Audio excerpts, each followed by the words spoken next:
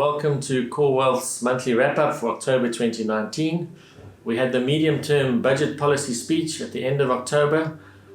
Not well received, initially anyway. We saw the Rand weaken on the back of the speech, which was expected to do more in terms of explaining and showing how government would improve the country's finances into the future.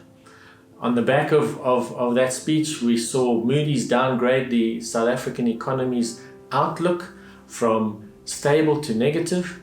We've seen a number of economists reducing their forecast for the South African GDP growth over the next 2 to 3 years. And so looking at that feels really negative.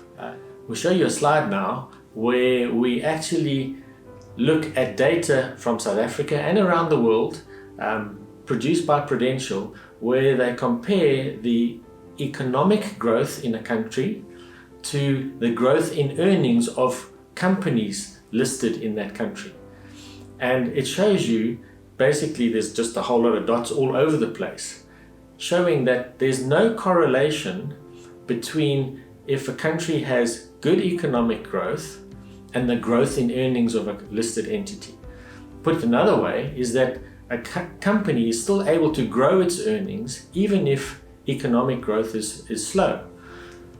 And the reason that's important is that we're looking at the end of the day to have portfolios that invest in shares that can grow their earnings and that will become worth more in future.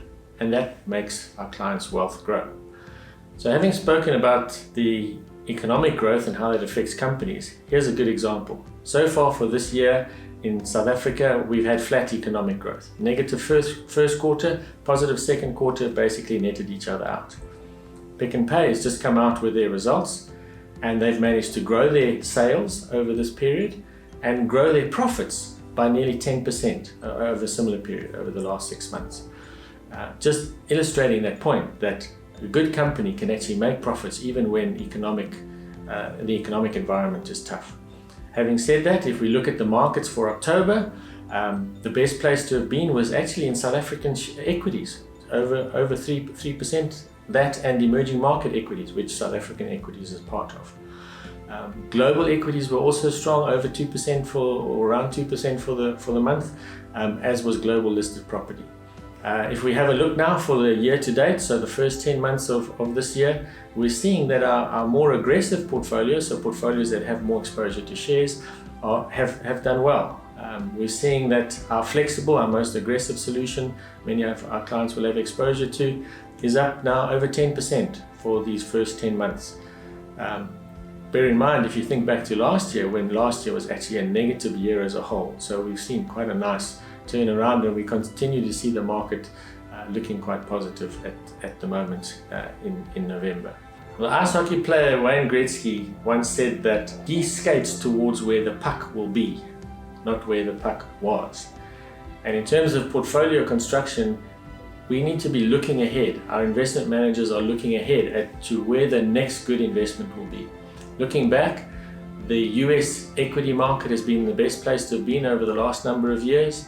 And that's been driven, especially the last couple of years, by very low taxes, by margins that are at all-time highs. So the economy has been booming, and companies have been able to make good margins, but those things are not sustainable into the longer term, and one would expect a pullback from those levels. Another thing that's been happening in the US is that there's been cheap money, so interest rates have been very low, so companies have actually been buying back their shares, going and buying their shares on the stock market, which again pushes up prices of shares.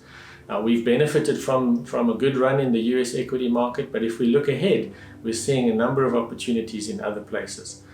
Emerging markets globally are very attractively priced and have very good tailwinds behind them in terms of the demographics in those countries, the moving of the lower income citizens into more of a middle income bracket, which again is good for company growth.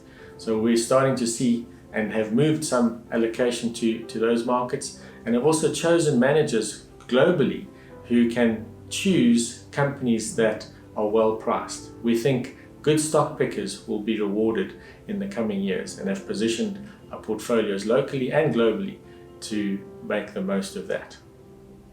You may have thought that I forgot about the most exciting thing we've seen in a number of years, which was the Springboks winning the Rugby World Cup.